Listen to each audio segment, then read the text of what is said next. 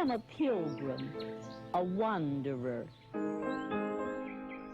And a pilgrim is a wanderer with a purpose. A pilgrimage can be either to a place or for a thing. And mine is for a thing. Mine is for peace.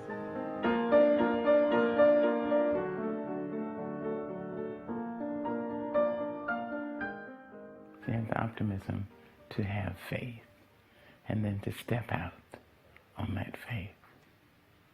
It's amazing. It's wonderful. It's inspiring and enheartening. I think the truth of a person's influence stems more from the degree to which they're anchored in the universal truth of life, the great truth of all of our lives. And she, Peace Pilgrim, was.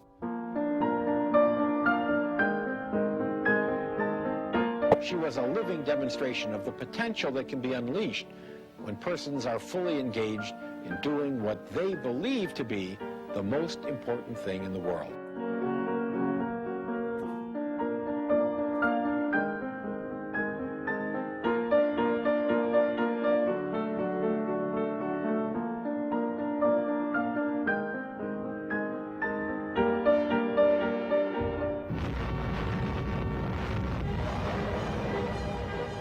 She spoke of peace in a time of war.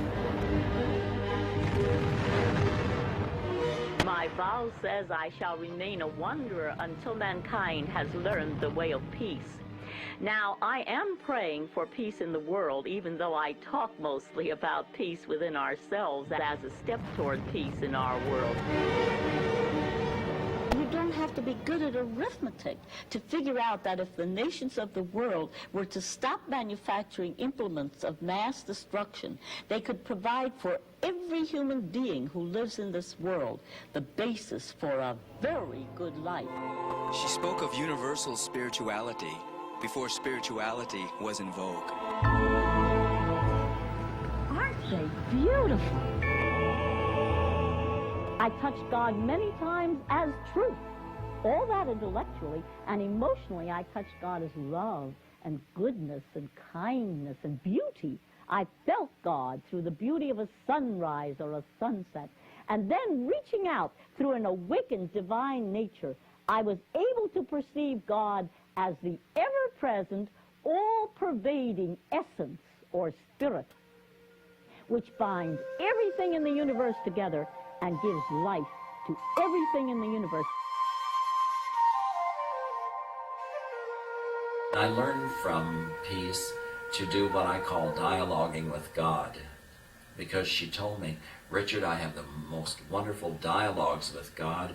Sometimes I really argue with him, sometimes I get mad at him, and once in a while we have a real peaceful conversation. She took a vow to walk penniless until mankind had learned peace. This is a real pilgrimage. It's actually a journey on foot. I don't hitchhike. I walk in spite of all the rides that are offered, and on faith. I took a vow at the beginning that I would remain a wanderer until mankind has learned the way of peace, walking until I am given shelter, and fasting until I am given food. And although I have never asked for anything, I can truthfully say that I have been supplied. She called herself Peace Pilgrim.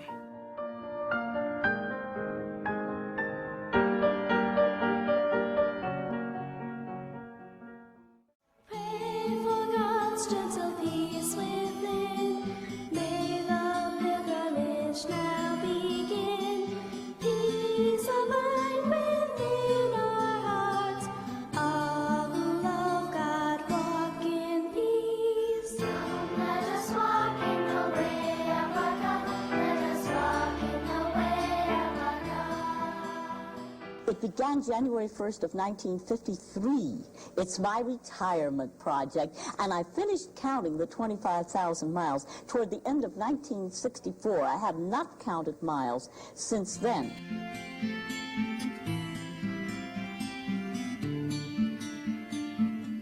Well, is it very often that you have to go without food or without a bed on these walks?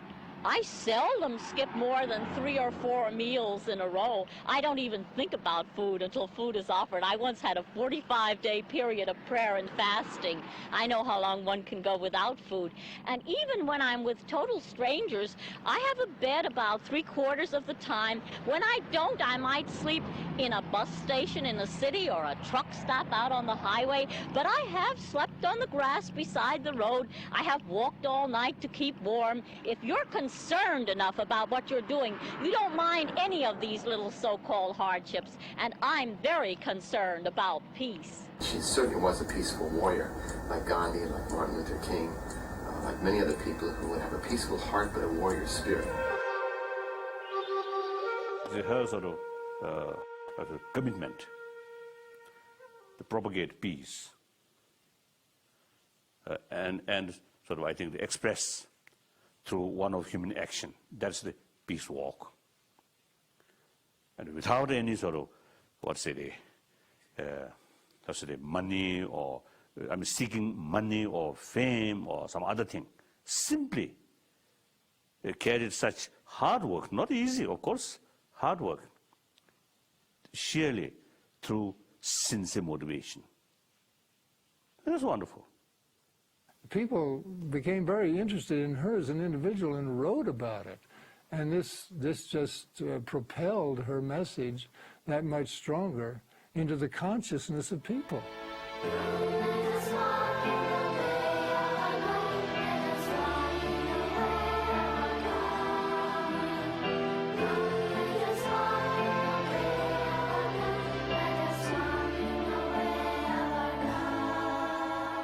Does anybody who meets you anywhere in your travel think that you're crazy or out of your mind? They don't say so, but they're very curious, of course. After all, what I work for and pray for, world peace, is the desire of every human heart. They're all very much with me. The fact that I have been completely supplied without ever asking for anything indicates how much they're with me, and of course indicates also how good they are. You know, there's good in every human heart, no matter how deeply it may be buried. If you love them and trust them or have faith in the good in them, you reach it. The world is rather like a mirror. If you smile at it, it smiles at you, and I love to smile.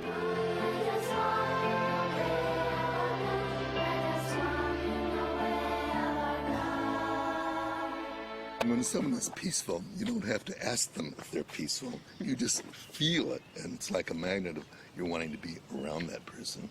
That's true. And I didn't see her as an evangelist trying to change the world in terms of making people do things, but by her own demonstration, she inspired people.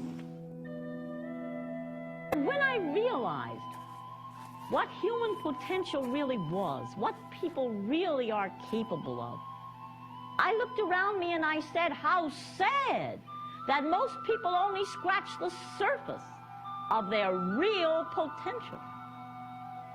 No wonder they have problems. No wonder society has problems. She was very famous in United Nations circles by having these demonstrations of peace, and she was definitely one of the great prophets of peace at that time. We are now prepared to destroy more rapidly and completely every productive enterprise the Japanese have in any city. What in our society calls forth a peace pilgrim? Well, don't forget the Korean War was on, the McCarthy era was at its height. There was great fear at that time and therefore great apathy, because the safest thing to do is nothing. At any time, in any culture, where there is great apathy in the face of a crisis situation, a pilgrim is apt to step forth. And a pilgrim's job is to rouse people from their apathy and make them think. Every age provides us with Peace Pilgrims. They may not walk, they may sing. They may not sing, they may preach. Some poet, some dance. She said, I shall remain wanderer till my brothers have learned, my sisters have learned the ways of peace. I shall remain wanderer till humanity has learned the ways of peace. There was nothing ascetic in the sense of deprived about her. She didn't go around feeling sorry for herself and feeling like she didn't get to have what other people did. She gloried in the richness of her inner life and the richness of her connections with people, because that's where true richness lives. Now, a pilgrim walks not only prayerfully, but as an opportunity to contact people. She called herself Peace Pilgrim. She walked this land for peace. And that's why I'm wearing my short tunic with Peace Pilgrim on the front and 25,000 miles on foot for peace on the back, because it makes my contacts for me in a very kind way. I don't need to approach people. They approach me. And my message, one sentence: this is the way of peace. Overcome evil with good, and falsehood with truth, and hatred with love. You see, it isn't new, just the practice of it would be new. But I consider it the lesson for today.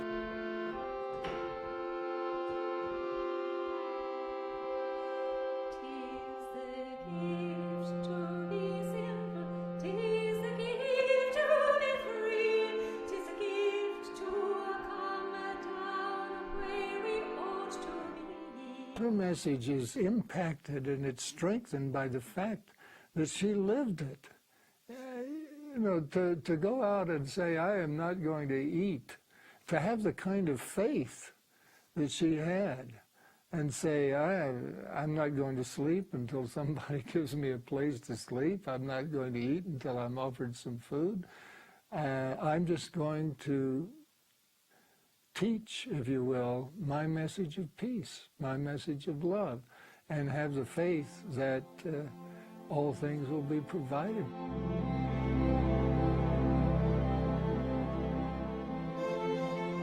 I took my vow of simplicity. I shall not accept more than I need, while others in the world have less than they need. And that was what motivated me to bring my life down to need level for me. And I realized that the need level of a pilgrim is about rock bottom. Most people would need much more than I need. For instance, if you're called into the family pattern, you would need the stability of a family center for your children. There are needs beyond physical needs. So I'm not telling you your need is the same as mine, but I'm just saying find your need level. When I found my need level, I felt a wonderful harmony in my life. What I want and what I need are exactly the same. You couldn't give me anything I don't need.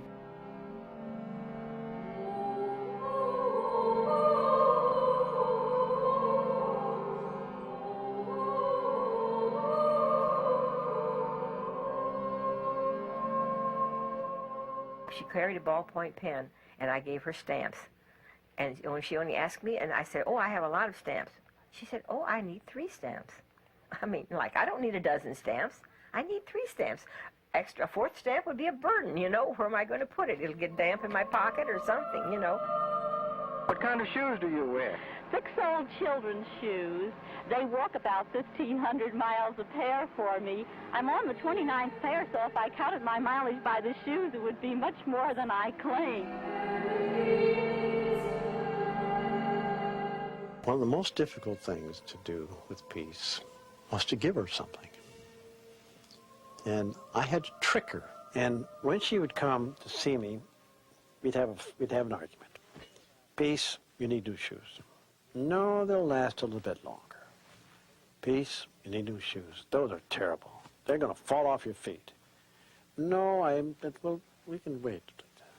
And I'd be sneaky. I'd go into a mall, drive and say, hey, Ma, come with me, Peace. Where are you going? I'm going over here for a moment. Go right up to the place where she has to buy the shoes. And I said, Peace, there's your shoes.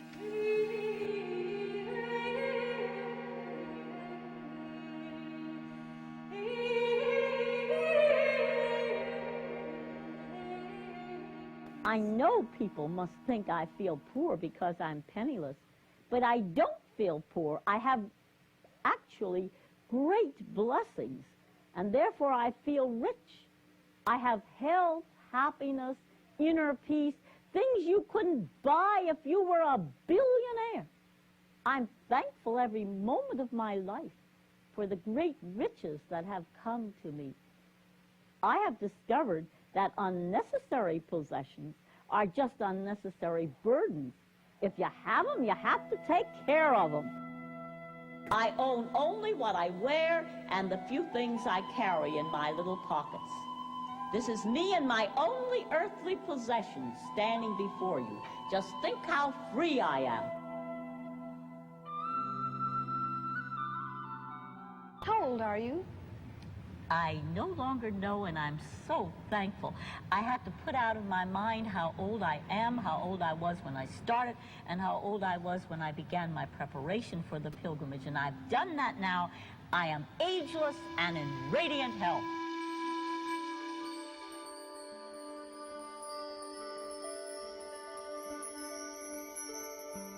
Now let me answer the most common question that I am asked. How in the world did you ever get started on a thing like that? I came from a very quiet life. I was born on a small farm on the outskirts of a small town. I had a woods to play in and a creek to swim in and room to grow.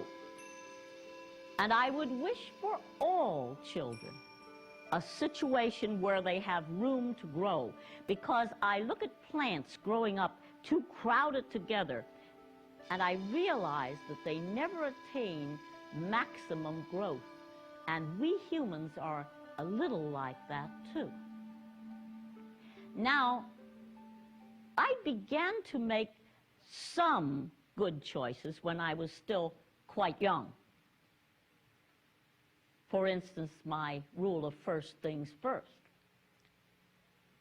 And the golden rule influenced my life when I was quite young. I read it in history. Do unto others as you would have others do unto you, expressed in a lot of different ways. It was really pointing out that every culture had one. Well, it was different from anything I had ever read because it received an inner confirmation from me and affected my entire life. I carried it into high school with my little saying, if you want to make friends, you must be friendly. And that's an offshoot of the golden rule, a recognition that people react according to the influences brought to bear upon them. I still have it in my life today with my little saying, if you want to make peace, you must be peaceful. And that works too.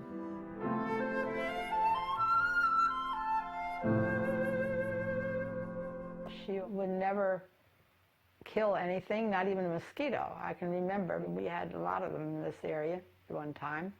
I can remember her just brushing the mosquitoes off. She wouldn't kill them because she said she wouldn't kill another living thing.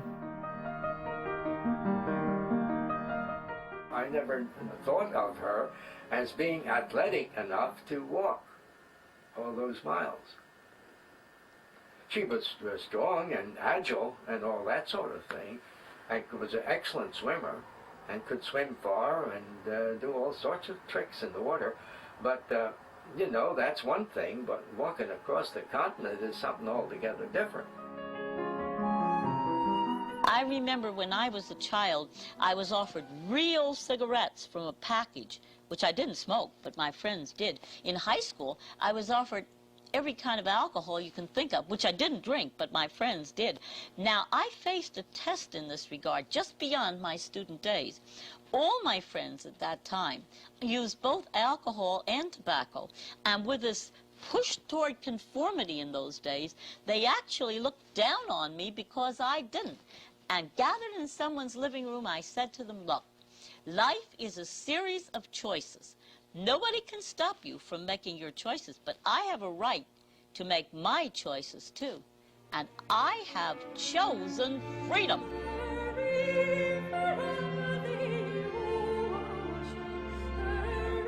There was a period when Mildred was, I can remember one picture in particular stands out in my mind where she was very much the flapper. She loved to dance, I remember that. She had several boyfriends that used to take her down to the piers in Atlantic City and they'd dance. She wouldn't just have dresses and shoes. It would be a coordinated outfit. And then she knows how to pose and turn like Greta Garbo, you know, and all that sort of thing. Yeah. I think she was more fashionable than average for a small town.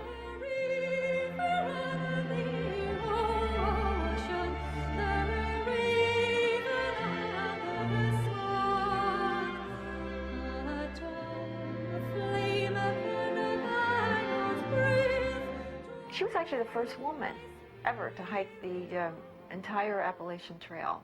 And I know she used to, when she was in those hiking days, she'd always bring home a couple of, like, people that she hiked with, you know, sort of stray people. She'd always pick up stray people all over the place. Maybe there were people she was sort of helping. She used to, you know, just talk to a lot of people. Before a life can be in harmony, it must be in harmony with its part in God's plan. You know, every one of us has a unique part in God's plan which we cannot learn from without, which we must learn from within. And therefore, if you do not yet know clearly where you fit into God's plan, seek it in receptive silence.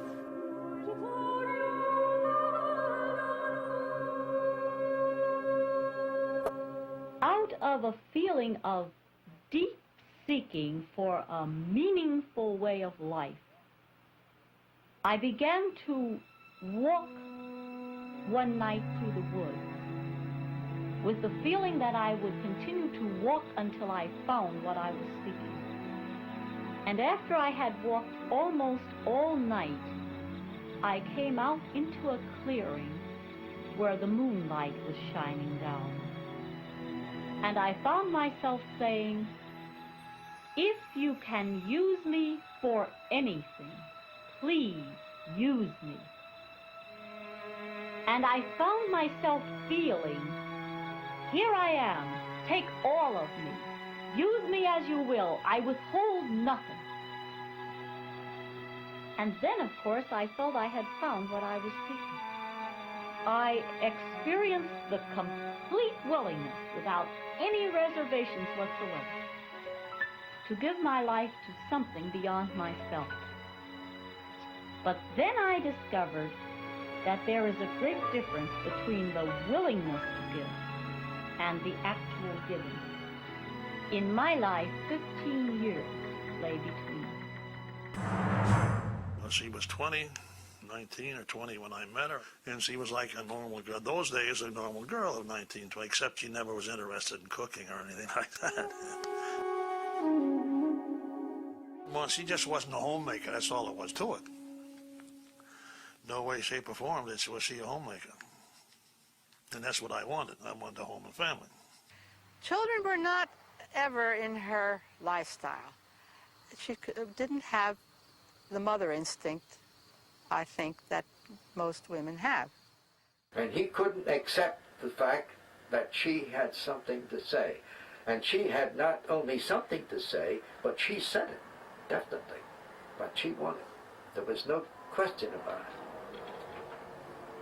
There are certain things that she would accept and certain things she wouldn't. And if she didn't accept them, that was it. During the years that we lived together, she really didn't have a goal. The goal was, naturally, a broad thing. She wanted to no war, peace. She wanted me to go to prison rather than going to service. She would come to visit me. And, of course, I didn't. I didn't volunteer, but when I was drafted, I went and I served. He had asked her to go with him to the camp. And she wrote me a letter back that as long as I was in the service, she would not go to visit me. She would not have anything to do with me as living with me. And she absolutely, in fact, I had taken that letter to my commanding officer, and he said, you know, that's grounds for divorce. When the divorce was over, then there was no ties. They did one thing for her, let her live her life the way she wanted. She lived very comfortably, but was not happy. Had what she said the world would call success, what the world would think of as having it made, so to speak, but this unrest in her soul. And then she had this vision, this calling to do this walking for peace. And she had the struggle inside of herself because she said, why would I leave this? She obviously had beautiful gardens around her home and she loved flowers. But she said, why would I leave this to impoverish myself? And she thought, but am I not impoverished where I am? I'm not a happy woman. I'm not what you would call a peaceful woman. My life is full of unrest. I'll give it a try. When the world is fighting, fighting, I am finding peace. Where do you think her faith came from? But believe me, I don't know. That's just a thing that mystifies me, because I won't say that she wasn't a caring person. She was not an unsympathetic person or anything, but still, I mean, she wasn't too much out of the ordinary as far as, you know, making the sacrifice she did to express our ideas. I don't know where it came from. She had severed her old relationships. The local people didn't go along with her, family didn't go along with her, and she just brushed that aside. This was more important. Follow your soul's desire, free it. She's really a bundle of contrasts, because she started out as not learning to walk until she was a year and a half, which was rather late, and then she walked all those miles. She started out eating nothing but meat. She never would. The only vegetable I think she ever liked was green beans, and then she became a vegetarian. She was not too tolerant of my friends and all. She was a little critical at times, you know, a little prejudiced maybe. And later, she loved everyone, you know. So I found a lot of contrasts between her life at Peace Pilgrim and her childhood in those respects. 40 years ago, I started what I have come to call a spiritual growing up or a psychological growing up. It takes you from the self-centered life, or the life governed by the self-centered nature, into the life governed by the nature which is centered in the good of the whole, which sees you as a part of the whole and works for the good of the whole, which sees that you're a cell in the body of humanity, that every cell, every human being has, well, equal importance, equal potential, although in varied stages of growth, because we choose how much growing we do, and a job to do in the total scheme of things. That was my preparation for the pilgrimage. It took 15 years.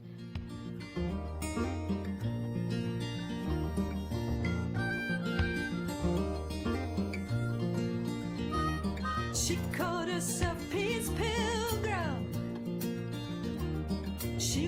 this land for peace. Over 25,000 miles she walked along, with no possessions but the clothes upon her back. No money in her pocket, yet nothing did she lack, nothing did she lack.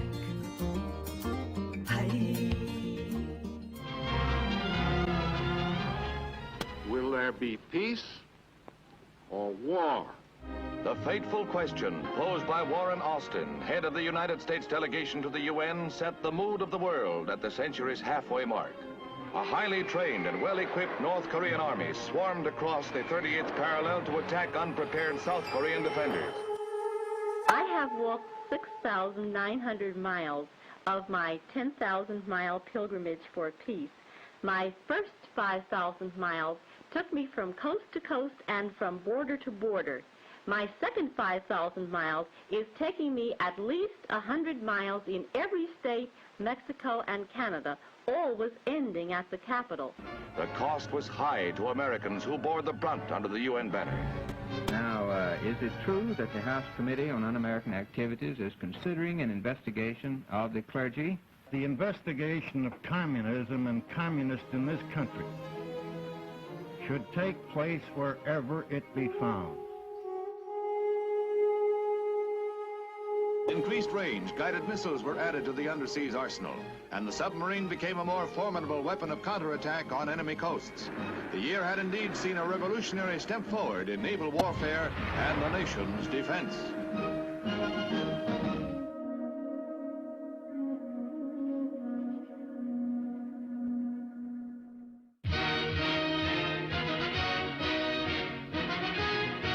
Uneasy peace, but peace with all, came to Korea in 1953.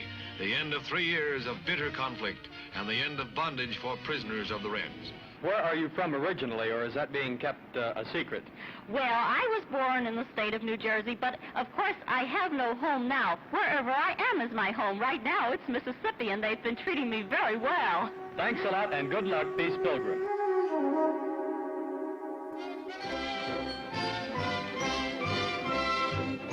President Eisenhower began his second term as leader, not only of America, but all free peoples. His inauguration address was a peace plea.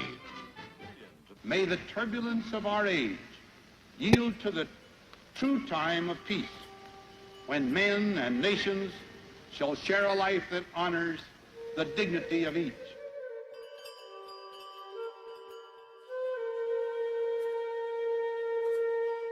I think no negative thoughts, because the thing that can really destroy you is negative thinking. And so I always think about the best that could happen, all the good things I want to see happen, because those are the things I want to emphasize.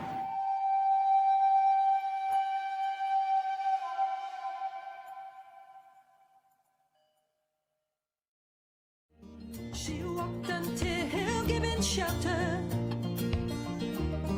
and fasted until given food. Though others may have judged her, she judged no one, looking upon all with a single heart of compassion. Intense fighting both on the ground, inside the buffer zone, and in the air sends Vietnam casualty figures to a new high. We've happened to live because of the ingenuity of science.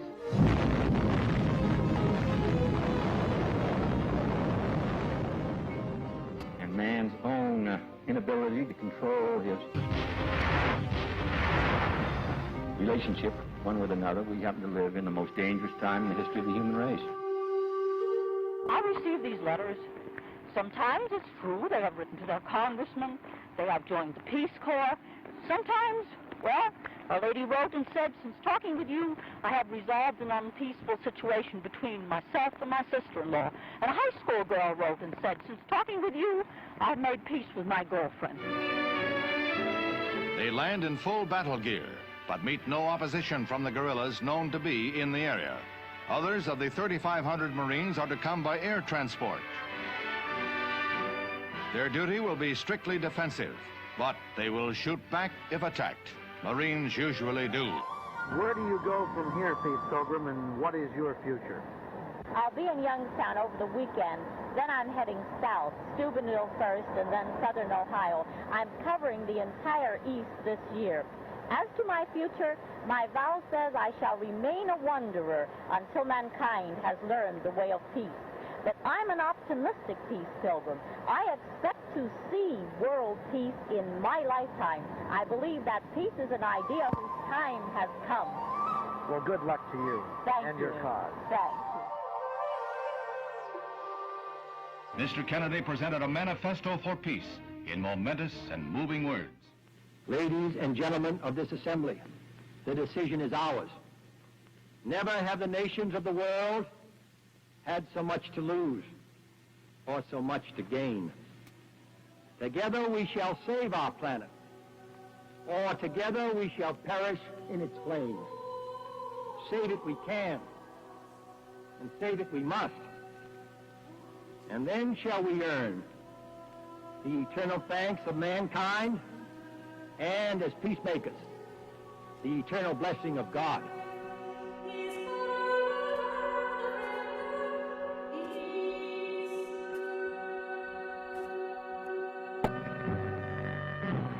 At 1:25, the motorcade moves into the downtown area. Death is 6 minutes away.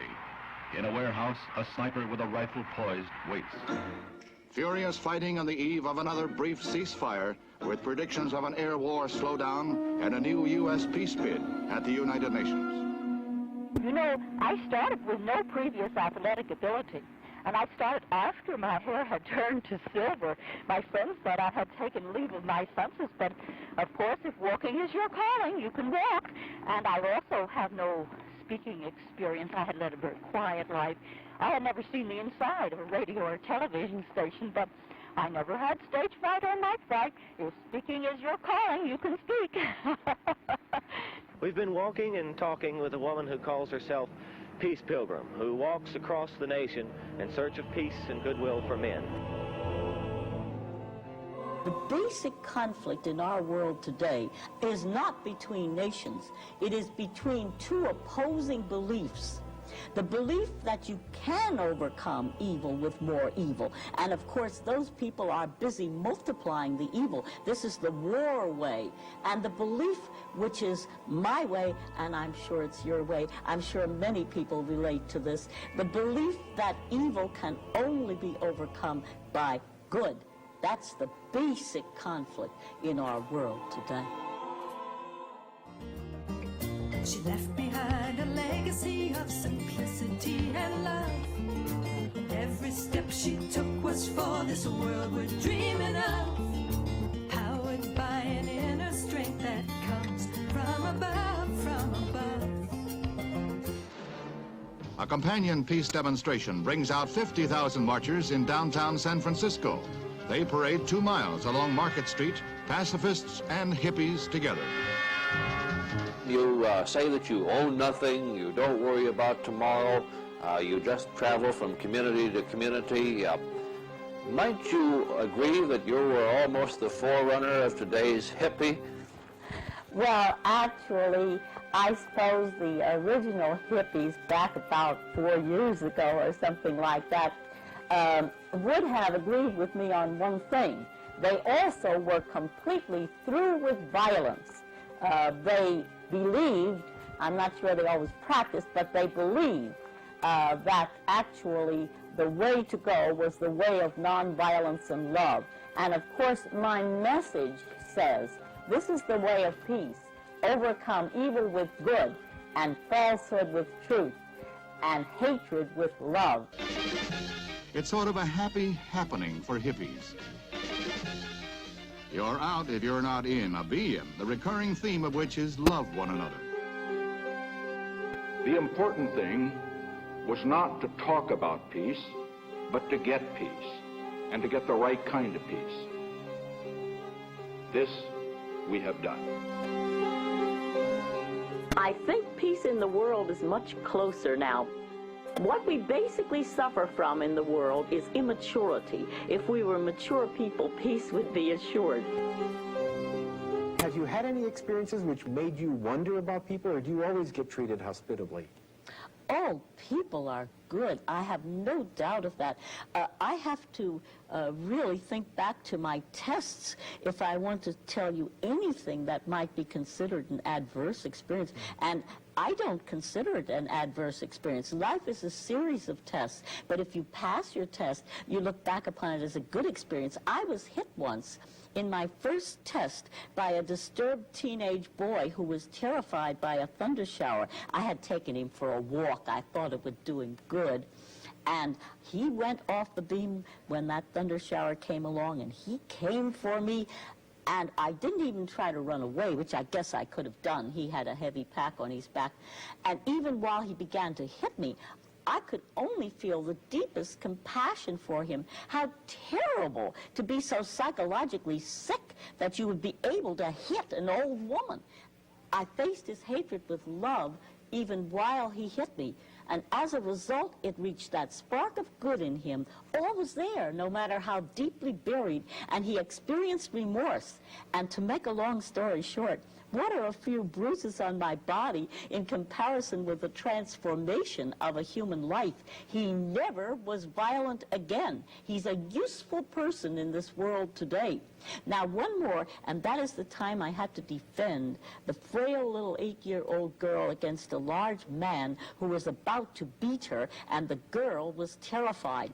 Well, I knew her danger because of her fear. You attract what you fear, so I put my body between the man and the girl, and I just stood and looked at that poor, psychologically sick man with loving compassion. He came close. He stopped. He looked at me for quite a while. He turned around, walked away, and the girl was safe. Now, what was the alternative? Suppose I had been so foolish as to attempt to use the jungle law of tooth and claw. I would undoubtedly be dead today, and so would the little girl. Let us never underestimate the great power of the way of love, which reaches that spark of good in the other person, and the person is disarmed. Following her first steps as Peace Pilgrim, on New Year's Day 1953, Peace crisscrossed the nation 7 times, visiting every state capital and every town with a population over 10,000, as well as many smaller communities and distant byways. After 25,000 miles, she stopped counting, but kept walking, focusing on an increasingly full schedule of speaking appearances in schools, churches, colleges, and on radio and television. The chaos in the world around us is a reflection of the inharmony within us. In the final analysis, only as we become more peaceful people will we find ourselves living in a more peaceful world. She was so true to her beliefs. She never deviated from them, as far as I can see. I mean, she was so true. She didn't, you know, like we'd go on a diet, but we'll cheat a little bit or something. She never strayed from her principles and her beliefs.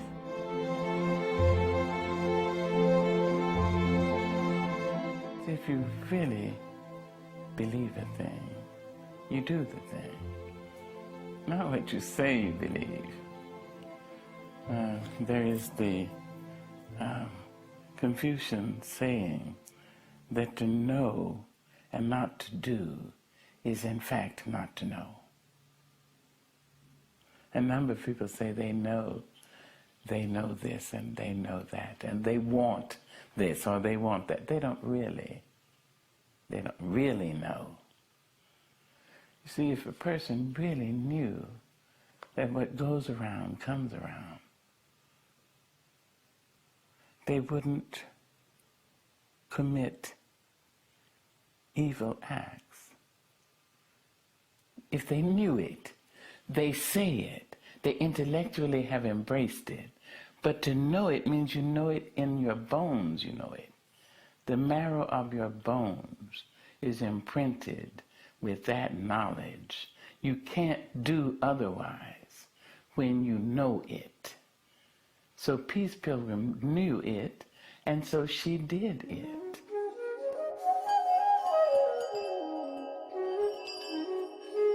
Peace and harmony not come from sky, not as the result of our prayer alone, but we must act. I walk until given shelter. I fast until given food. I do not ask. These things must be given. And just think, without ever asking, these things have been supplied. Aren't people good? Thank you. It's a joy to be with you. It was an interesting time that I discovered her, because it was during the Cold War, and there was this real conflict between the United States and the Soviet Union, and there was a real threat of nuclear war, and which would have totally destroyed the whole world, everything living on it. And here was this woman, this individual, that had the courage to say, no, I am going to promote peace. Never mind what other people are doing. Never mind what the Soviet Union, how it's threatening us, or how we're threatening the Soviet Union with all of those missiles pointed at each other. And here was this woman that was walking her talk. I mean, literally walking her talk, and walking across the United States promoting peace. And the thing that really was so wonderful about her was that she knew that peace started within us, and that it was an individual happening, that it had to happen with individuals, one by one by one. And it was so inspiring to me that it certainly changed my consciousness, my awareness, and the direction that I was thinking, and certainly changed activity of mine also. So she was very influential and inspirational in my life at that time. Do you think the world is more at peace now because of your efforts? Well, of course, only the world is more at peace because of the efforts of all peacemakers put together. You see, when I started out, why, people accepted war as a necessary part of life, but now I'm on the popular side because peace has become a matter of survival, and even the most immature people wish to survive.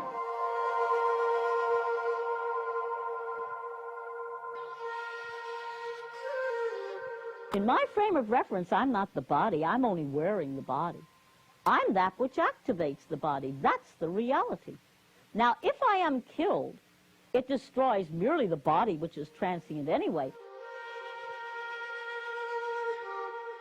That last night she was here, she did what many people felt was a wonderful healing experience. And many people noticed that she kept looking up during her talk with the people. And finally, she just came down the steps and started moving around through the congregation that was there, and she just would reach out and just touch people and say, bless you, and go to the next, and all. Walked around, and there wasn't a sound in the room. And when it was all over, she walked back up, and she looked up again, and she said, I never say goodbye, but this has been a very special night for me, and I just want to bless all of you, and I'll be seeing you. And many, many people came to me and said, you know, she looked very different, but what was she looking at? The night before that, she and I had sat for a long time and just talked, and she had never talked about death before. Well, neither one of us had. And she said, you know, I want you to join me in prayer. This is really what I want to ask of you tonight, that when my work here on this planet Earth is done, that I move out like that I go very quickly.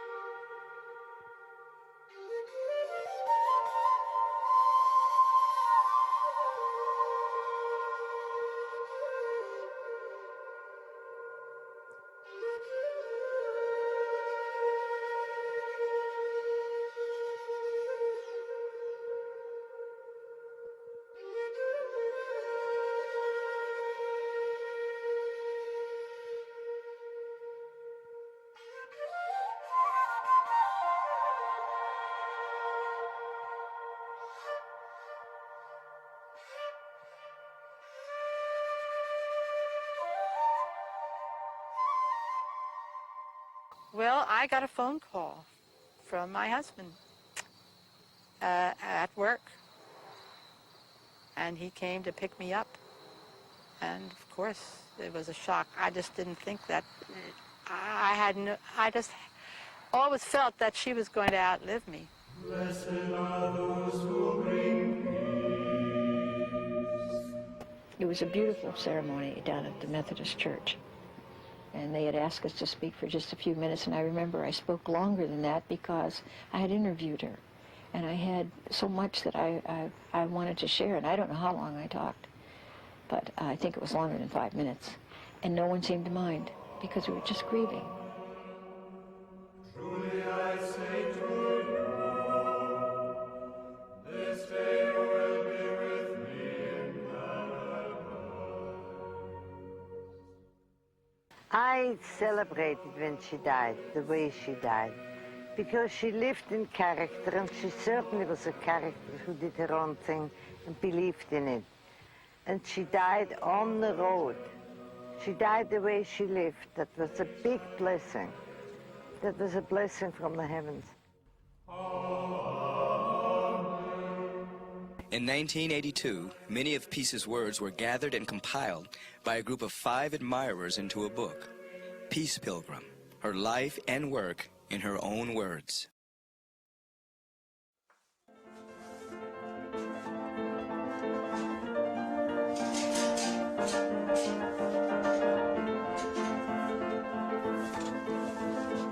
As friends of Peace Pilgrim, they published this book and have also kept in print Peace's little booklet, Steps Toward Inner Peace. We're just so lucky to have something so wonderful to do in our retirement years. These books and booklets, along with video and audio tapes, are circulated to all who ask for them, sent free to anyone who requests a copy or several copies. The little Steps Toward Inner Peace booklet that so many people love, we've sent out, we filled requests and sent out over 1 million of these around the world into over 100 countries. When asked if she had written a book, she'd say no, but I've written enough for there to be a book. And I think we took that as our commission, our challenge, to meet that challenge, to put in book form that which Peace had already done and said. We wanted to present this book in the same spirit that Peace Pilgrim had given her message in life. And that is, she always felt that she spoke spiritual truth. And she believed that spiritual truth should not be sold and never need be bought, because when you're ready, it will be given. Now we thought, how are we going to translate that into distributing a book? I mean, obviously it's going to cost us money to even put this book together, to have it published. How are we going to do this? Some people thought we were crazy to offer a book free. They said, if they don't pay for something, they won't think it's very valuable. But that's not true. They think it is valuable. I don't think John Leanne had any idea beyond their fondest imagination that it would take off the way it did. We figured we might have 1 printing, maybe 2 printings. But the money kept pouring in, and the money kept pouring in, and we kept reprinting it and reprinting it and reprinting it. And now it's a spiritual classic. It doesn't stop. In fact, I think there's more and more distribution every year. There are enough good people in this affluent country that want to do good things, and maybe they don't have time from their jobs, and so they're happy to send a larger amount of money than the books that they ask for. So that's how we keep going. What you need to do is to give me your name and address, and we'll send you however many books you'd like. Just one? Okay, that's because you haven't seen it. I never knew the woman who called herself Peace Pilgrim. I never knew her personally, never met her. I was just one of those many, many thousands and hopefully millions of people who were exposed to her own life and teaching through her book of the story of her life, or one of the steps to inner peace. We have 26 different translations of the Steps booklet in Spanish, French, German, Dutch, Finnish, Norwegian, Swedish, Danish, and in Arabic and Hebrew and Chinese. Wouldn't it be better to uplift each other than to destroy each other? That's the simple question that Peace Pilgrim asked by virtue of the way she lived. And that's the question all of us have to ask. We can't escape it.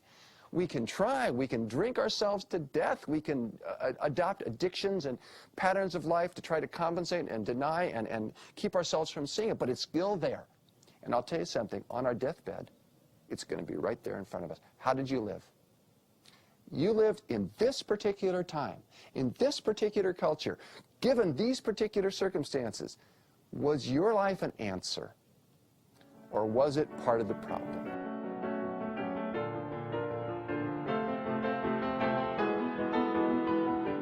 Says, you must have secrets, you must have certain things, you know, this just isn't your whole message, you know. And she kept insisting, I don't have secrets. I said, you gotta have secrets. But tell me, you know, what's your secret? You know, I'm looking. Finally she said, I have a secret, but I would not call it that. There was a time, long ago, when I died. Utterly died to myself. And when she said it, her eyes were far away, like she was remembering something, or not remembering something. And then she looked back at me, and our eyes met, and as if she said too much. That's the way I felt, as if she said too much. And she just turned around and then walked away.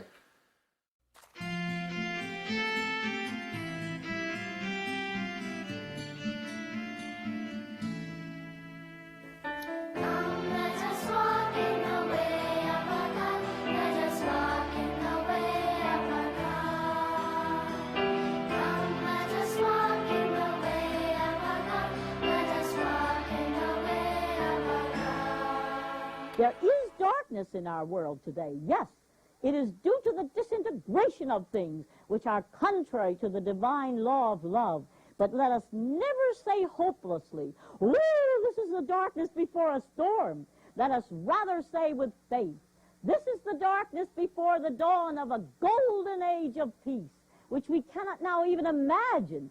For this, let us hope and work and pray."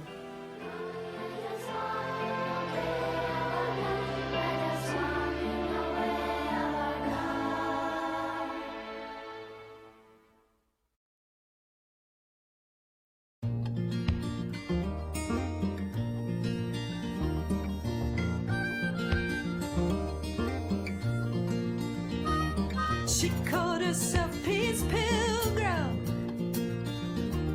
She walked this land for peace. Over 25,000 miles she walked along, with no possessions but the clothes upon her back. No money in her pocket, yet nothing did she lack, nothing did she lack. She walked until given shelter, and fasted until given food. Though others may have judged her, she judged no one, looking upon all with a single heart of compassion.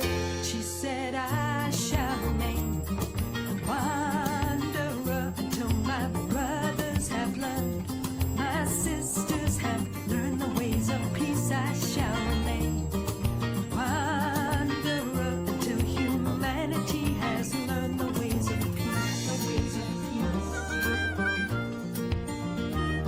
peace. She called herself Peace Pilgrim.